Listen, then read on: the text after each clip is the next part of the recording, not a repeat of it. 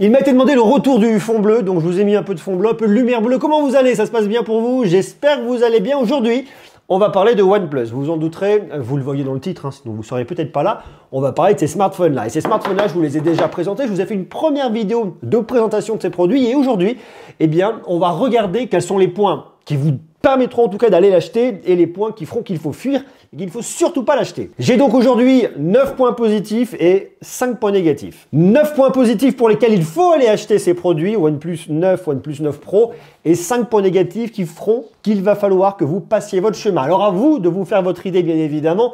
Est-ce que ces smartphones sont faits pour vous ou pas? Vous êtes la meilleure personne pour le savoir, la mieux placée pour le savoir, mais en tout cas, je vais vous dire ce qu'il en est, je donne mon retour. Plutôt que vous faire un test un petit peu standard, un peu classique, comme vous en trouvez beaucoup, eh bien j'ai préféré le prendre de cette manière-là et regarder au final, est-ce que ces OnePlus 9 et OnePlus 9 Pro sont intéressants, oui ou pas du tout?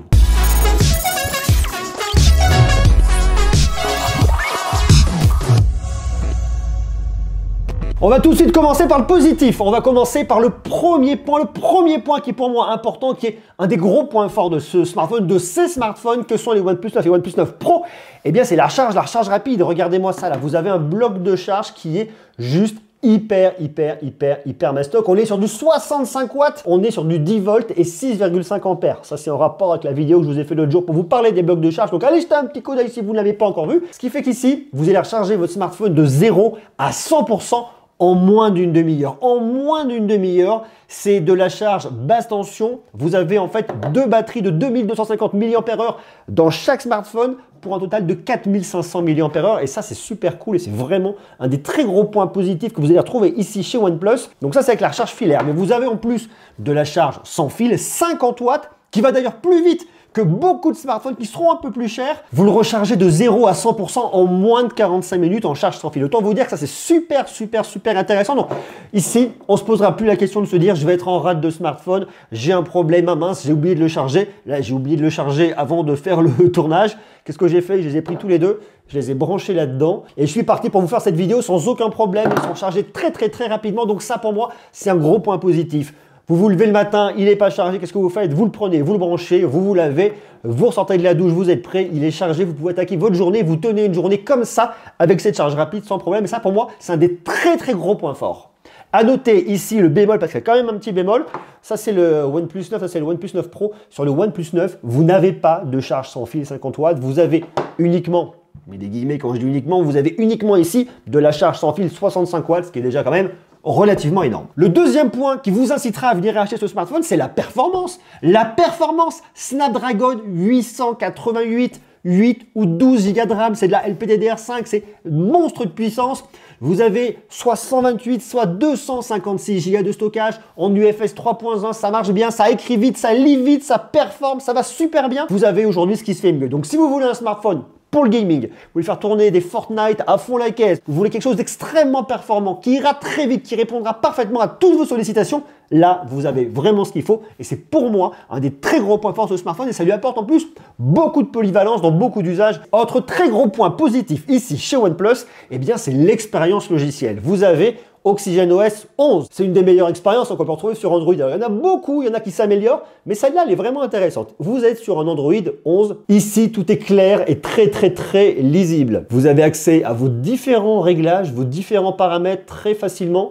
L'expérience, elle est vraiment top. Optimisée en plus pour le gaming. Vous pouvez créer votre compte. Moi, je ne l'ai pas fait, mais vous pouvez créer un compte et venir vous identifier ici. Vous pouvez aller loin, bien évidemment, au niveau des paramètres de votre écran. Vous avez des fonctions avancées sur le taux de rafraîchissement. Vous avez pas mal de possibilités. Je vous donne un quatrième point positif avant de passer sur un point négatif. Parce qu'ici, il n'y a pas que des points positifs. Un point positif que j'aime beaucoup, ici, ce sont les finitions. Les finitions sont superbes. Vous avez un smartphone qui est beau. Que ce soit au niveau du module photo, au niveau du dos, au niveau des boutons, au niveau de ce petit slide que vous retrouvez toujours ici chez OnePlus pour venir passer sur le mode silencieux, le mode vibreur ou pour activer le volume, vous avez de très belles finitions. Sur le module photo aussi, c'est vachement bien. Alors ici, vous prenez forcément les traces de doigts, ça oui, et ça vient justement introduire mon partenaire. C'est aujourd'hui une vidéo qui est réalisée en partenariat avec Rhinoshield parce que oui, avoir un beau smartphone, c'est bien, mais il faut venir le protéger. Je vous l'ai dit, je vous l'ai dit plein de fois. Ça évitera déjà que vous ayez des traces de doigts, donc ça, c'est quand même un gros point positif. Et bien que vous ayez du Corning Gorilla Glass 5 à l'arrière également à l'avant, et bien au moins comme ça viendra renforcer et ça c'est super. Alors pour venir le protéger chez RhinoShield, il y en a pour tout le monde et pour tous les goûts. Vous avez coque sympa comme ça, toute sobre, qui va venir sur votre OnePlus 9 Pro ou alors carrément avec du carbone. Allez, on va lui mettre du carbone, ça va donner un côté un peu sportif moderne. Regardez ça comme c'est tout mignon, ça marche très très bien, ça c'est très sympa. Sur le OnePlus 9, on se met une petite coque toute noire comme ça, toute sympa. Bien évidemment, vous retrouvez vos boutons là, c'est fonctionnel, ça marche bien, c'est pratique, ils sont malins, ils ont pensé à tout. Et en plus, vous avez des coques dans plein d'univers différents. Alors vous le savez, on a les Chicago Bulls, si vous aimez le sport, il y en a plein, il y en a d'autres de la NBA, allez voir sur leur site, je vous ai mis le lien dans la description. Et en plus de ça, vous avez 5% de remise grâce au code qui est en bas dans la description, c'est le code GREU21, ce serait dommage de ne pas en profiter. Alors vous avez du Fortnite, vous avez du Fairy Tail, vous avez du Hunter x Hunter, vous en avez pour tout le monde, vous avez même des coques approuvées pour la NASA, oui messieurs dames, c'est pas mal, Assassination Classroom, et en plus de ça, vous avez des coques PSG qui vont arriver, et des coques One Piece. Donc ça c'est sympa, c'est très beau. Ce que je vous invite donc à faire pour venir protéger ici votre smartphone de OnePlus, c'est de venir cliquer sur le lien en bas dans la description, profiter des 5% de remise et également penser à venir protéger la face avant de son smartphone. Il y en a de tous les côtés, il y a des accessoires, il y a des impact screen protector. Ça c'est plutôt bien et c'est une très bonne nouvelle. On va passer maintenant sur les points négatifs. Le premier point négatif qui ferait que vous devez passer votre chemin, c'est la partie audio. Pour moi, la partie audio, avec le haut-parleur, je parle vraiment au niveau du haut-parleur, on n'est pas vraiment à la hauteur. Il n'y a pas que OnePlus qui est pas très bon là-dessus. Il y en a quelques-uns et c'est toujours un peu dommage. Je vous fais écouter, je pousse le son à fond. Là, vous avez votre haut-parleur, qui se situe sur le côté, c'est la principale.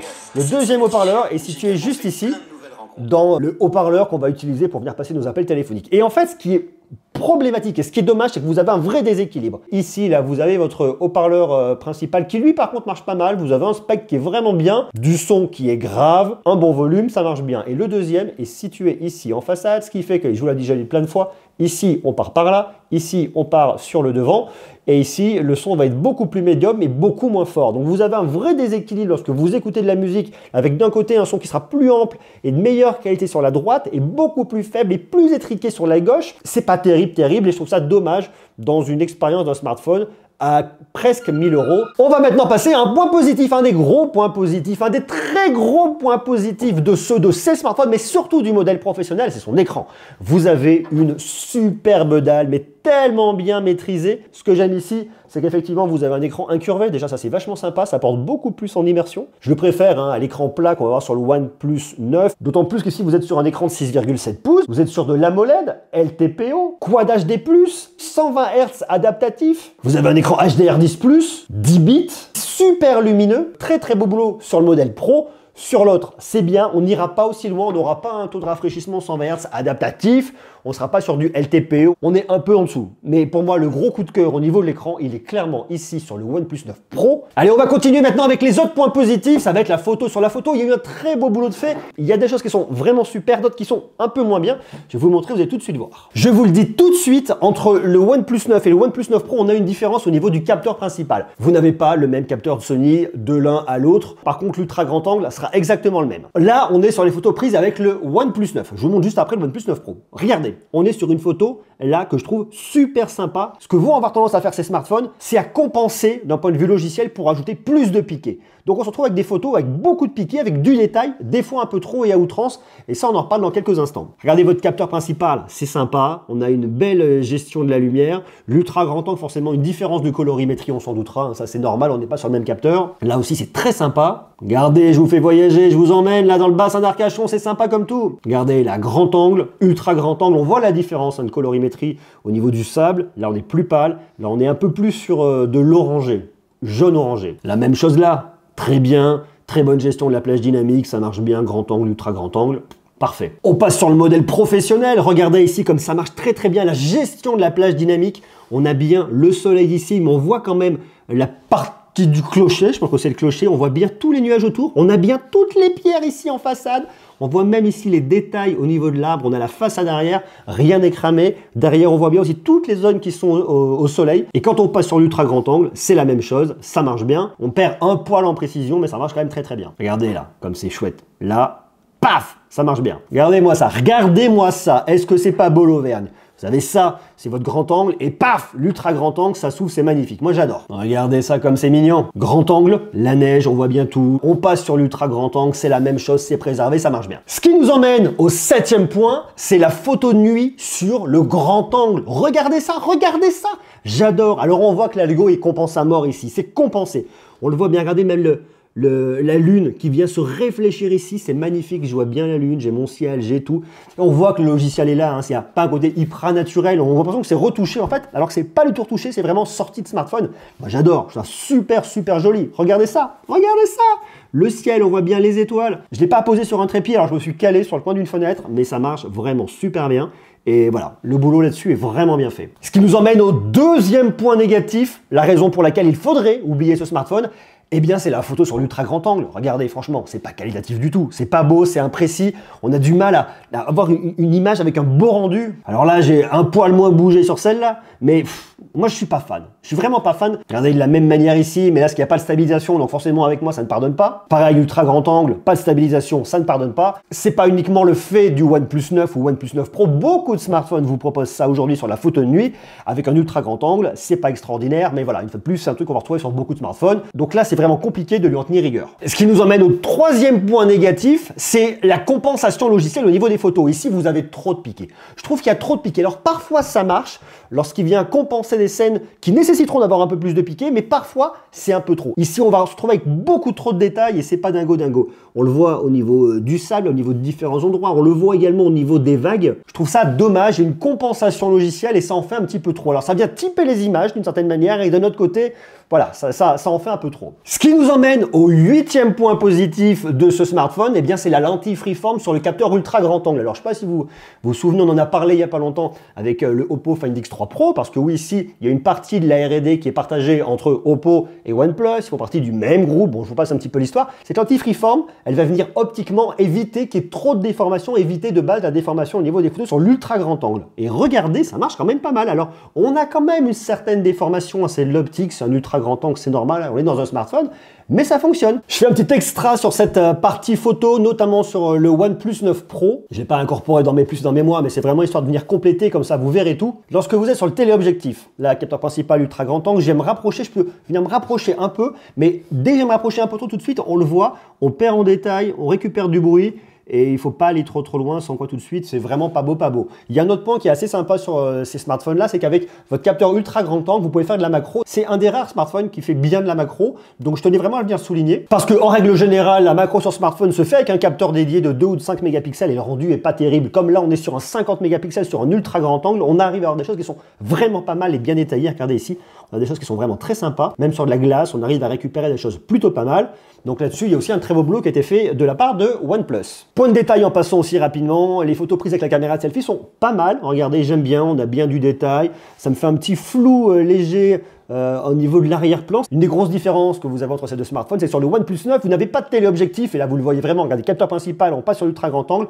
On vient se rapprocher un petit peu, on peut vraiment très légèrement, mais ça commence déjà à venir, je peux dire lisser, mais l'algorithme vient chercher à compenser. Et là, tout de suite sur le sable, ça ne pardonne pas. Regardez là, voilà, je ne sais pas si vous comprenez ce qui se passe. Autre point négatif sur ces smartphones, c'est qu'ici, eh bien, vous n'avez absolument aucune prise jack. Non, il n'y en a pas nulle part, tous les côtés. Donc, si vous voulez écouter de la musique avec un casque, il faudra vous contenter entre guillemets, du Bluetooth 5.2. 9e gros point positif pour ces smartphones, eh bien, c'est tout le reste. Vous avez une certification IP68, ce qui est quand même plutôt rare chez OnePlus et qui arrive. Donc ça, c'est super intéressant. Vous avez du NFC, un grand classique. Vous avez bien évidemment du Wi-Fi 6. Vous avez plein de codecs grâce au Bluetooth 5.2, aptX, aptX HD, LDAC, AAC. Vous avez de quoi faire sur des smartphones qui sont très complet. 5e point négatif sur ces smartphones, et ben j'ai pas trouvé de 5e point négatif. Alors je vous en ai mis un 5e de plus parce que je trouvais qu'il fallait un peu équilibrer l'histoire. Si je vous mettais que des trucs positifs et pas négatifs, ça craint un peu, mais vous voyez, je n'ai pas de 5e point négatif. Après, tout un chacun, il verra des points positifs ou des points négatifs,